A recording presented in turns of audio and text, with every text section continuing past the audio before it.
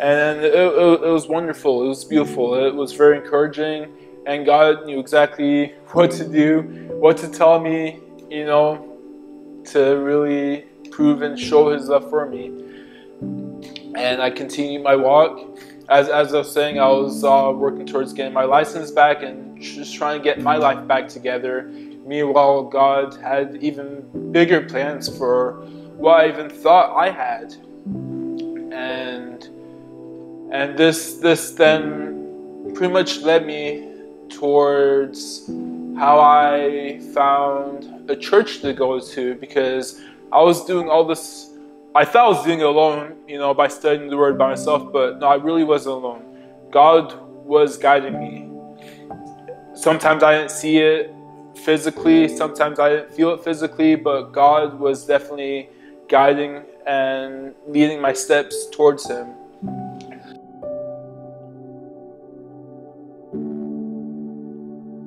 So this leads me into the summer of 2016.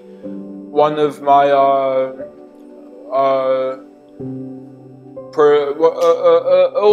old buddy who would provide the marijuana for me. I would meet up with him.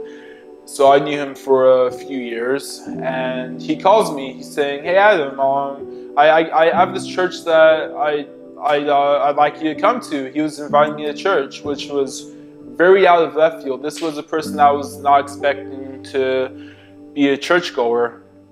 And I was doing like I said, I was doing a lot of self-study, and I was learning some churches can be a little off. So I was like, I was going solely for a reason to be like, you're going to church, let me go to this church just to see if you're going to a church that's even spirit-filled, if you will. So I go to this church, and right away, the teachings of this church aligned with a lot of the stuff that I was studying, that indeed led me deep in my Christian faith. And well, it was All Nations Full Gospel Church. They believe in the gospel in the fullest, the spiritual gifts of God, the whole shebangs. And that's when I really felt like I found a church. I went to a couple of churches before, but it wasn't really what I was looking for. Not to rag on those churches, it was fine in its perspective, but what I was personally looking for, I didn't feel like it gave me that kind of growth. I wanted a church that can allow me to grow in leadership. I'm a tech guy. Like I said, I got a diploma in electrical engineering technology, and I'm a very hands-on person. And the churches I went to, they already had their people for that. They weren't really looking for anyone else in this perspective. So I felt like there wasn't real growth that allowed me to really contribute and submit towards the house of God. I was just there. I just felt like a number, I barely even knew the pastor. He didn't know me. But at All Nations Full Gospel, immediately, the Sunday I went, it was great, and the pastor didn't even preach. It was a pastor appreciation day. So I went there, the singing was great, the praise and worship touched me, and then my friend that brought me there, he introduced me to the pastor, and immediately we exchanged phone numbers, and then he called me literally the next day, Monday. He's like, "Hey, Adam, how's it going?" I was like, "I'm going good. I'm doing good. How are you?" He's like, I'm fine." And I remember the conversation fairly specifically. He once first asking me if I'm interested in being a pastor. I was like, I really never thought of that. and he's like, "Okay." He's like, "Listen, do you have $150? I was like, "Yeah." He's like, "Would you like to go to a retreat this weekend?" I was like, "Okay." I went to this retreat, and this retreat was definitely took me to next level of my spiritual yearning, my spiritual growth. This is where I've always wanted the gifts of tongues, praying and speaking in tongues, and I got it that weekend of the retreat. You know, the retreat is 2 nights, 3 days of just learning and being in the Word of God and deliverance, and I achieved the spiritual gift I was looking for. And immediately after that, my pastor mentored me. He took me under his spiritual wing, if you will. I wasn't working at the time, so he took me everywhere he went. I had nothing doing. His job was being a pastor. So I used to think pastors would play golf all week and preach on Sundays. You know, I really had no idea the demands life was on a pastor. Every single day, this man, he did the footwork, outreaching, the busyness of a pastor. I terribly underestimated it. and that's when my respect for pastors went to a new level at that point.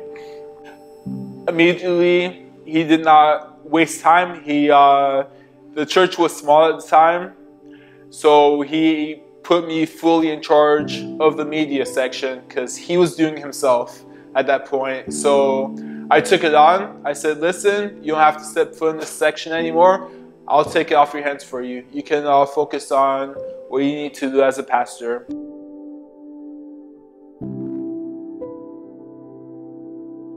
To this day, I never look back, and this would have been 4 years ago. And to watch the growth the media section has gone through it's astounding.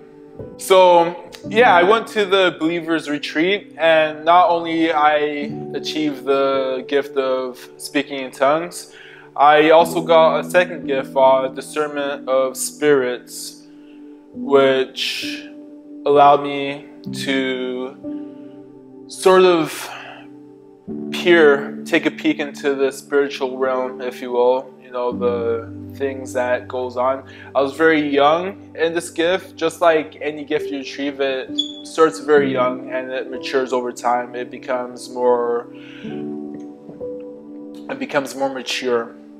So, and after retreat, especially as I started walking with pastor, outreaching, preaching the Word of God, bringing Jesus into people's lives, we also offered healings, praying and healing for people, and in the malls, on the streets, wherever we saw people who looked like they wouldn't, scowl at us or reproach them.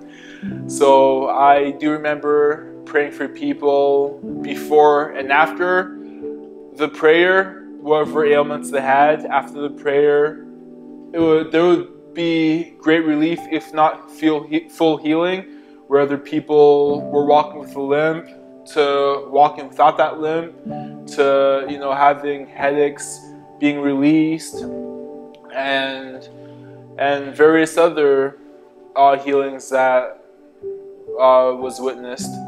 And within that year, my life took off. This was in 2016. Outreach to one of the college we did, and this is when I outreach to many people. I got many numbers. It's never my intentions to outreach with a personal goal or purpose. It was simply to bring God and to invite people to the church. But this wasn't the case. And this is where I met my future wife. Of course, we got married the year later, but this is where I met my future wife. This was before I even started working. So I started working after that summer, September, I got a car within that same year, 2 weeks after I was working. So after coming to All Nations, after really getting the gifts, after breaking chains from the spiritual retreat, when I say breaking chains, I'm talking about spiritual bondage, things that prevents you from progressing in directions that God has intended for you. So I was able to really fast forward through my life at that point, about 10 years of just going nowhere to 1 year of getting a job, car, and my future wife. And of course, being a leader in church. This is what I've been able to achieve through the miracles of God, through what Jesus had for me all along. I just had to accept Him and allow Him to work in my life. And this is where I am here today. You know, the leader of the media team, and now, as you know, it's definitely beautiful serving God, and it's been very blessed. It's very beyond words. I can't write on any paper. I can't say on any recording all the blessings that God has done for me. Also, I would spend a lifetime naming all of it out. So I hope that this testimony is enough to give you an idea of what God can do for you in your life, no matter what place or situation that you are in. It's never too late. It's never a bad time to seek God. You will never find a right time, because the right time is now. Now faith is the time to seek Jesus. And that's my testimony. Thank you.